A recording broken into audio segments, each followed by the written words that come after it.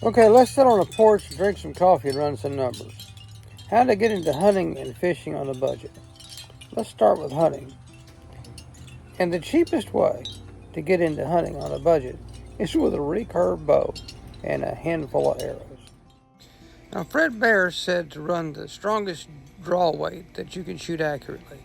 Now, I don't own a recurve. I don't own any bow anymore.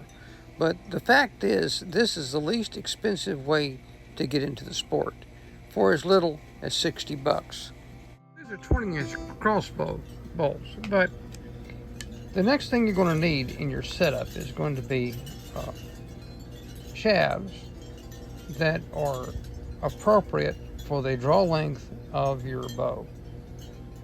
And then you're going to need to have some arrowheads. You're going to need a hunting tip like this one here for hunting deer. There are some different tips for hunting squirrels and that kind of thing. You can investigate getting those if small game is your thing. And you're going to need some practice tips of the same weight of the arrowhead that you're shooting. Now, these hunting broadheads are going to cost you about $20 a pack for good ones like these muzzies, and about $6 to $12 for whatever weight of a practice tip you're going to need. Use practice tips so you don't tear your expensive blade setup up or your expensive arrowheads up when you practice. Now, getting into this particular form of archery, you're not going to use sights. Now, you can sight off the blades of the broadhead, but what you're learning to do using this method is you're learning to instinctively shoot. You're going to concentrate on where you want the arrow to go. You're going to look at that target, and you're going to need to visualize that arrow going through the target, all the way through it, on an animal going completely through the kill zone.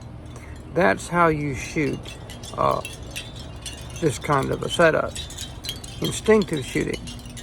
It's going to use your natural ability to aim. About this method later, well, you do sort of aim. You are pointing your finger, your strong arm finger, at the target, and your strong arm, and your finger that you're clutching the arrow release with. So you're lining those up instinctively with the target. But we'll get into that later when we get more into instinctive shooting. This is a price breakdown of a kit that you can acquire on Amazon of decent quality to do the job. That slide is merely an example of the kind of kit that you can get into for around $200, including a license. Now, in your state, those license fees will vary, and legal requirements for archery equipment in your state will vary. Typically, though, you can use archery in any season, including the archery-only season. This is a good way to get into it and get started, and it'll teach you some essential shooting skills that you'll need later on. Now, I have to recommend this book by Fred Asbell. If you can get your hands on it, you need it. Now, you're going to need to learn the craft of hunting. The best way is to learn from another hunter, a good hunter, and there's plenty of people out there who are willing to teach you. You can read and learn a lot. Fred's book is a good one. There's lots of good online resources. But the point is, you have to learn it hands-on. You need to get out in the woods and get the experience. Now, get out there, be safe, be aware of other hunters.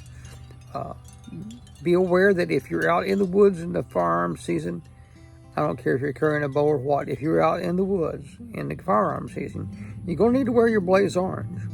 So get out there, be safe, and we'll get more into the stalking in another video. Footnote. Now, learn to be a considerate hunter.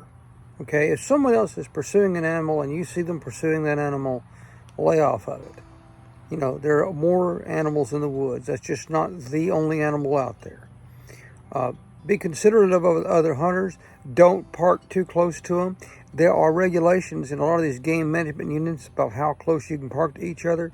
I've had people park 50 feet away from me and come in and hunt right on top of where I'm hunting. Now, that is not considerate at all.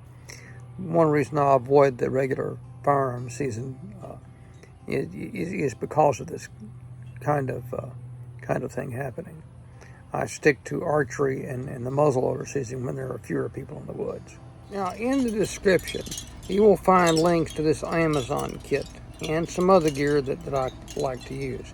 I am now an Amazon affiliate, so if you use those links at no extra cost to you, it will help me out tremendously at a time when I really need it. Help making more hunting videos and get things started and to go out and do fun things. Remember to like, subscribe, share, and hit that bell so that you're notified of whenever new videos drop. Y'all have a nice day.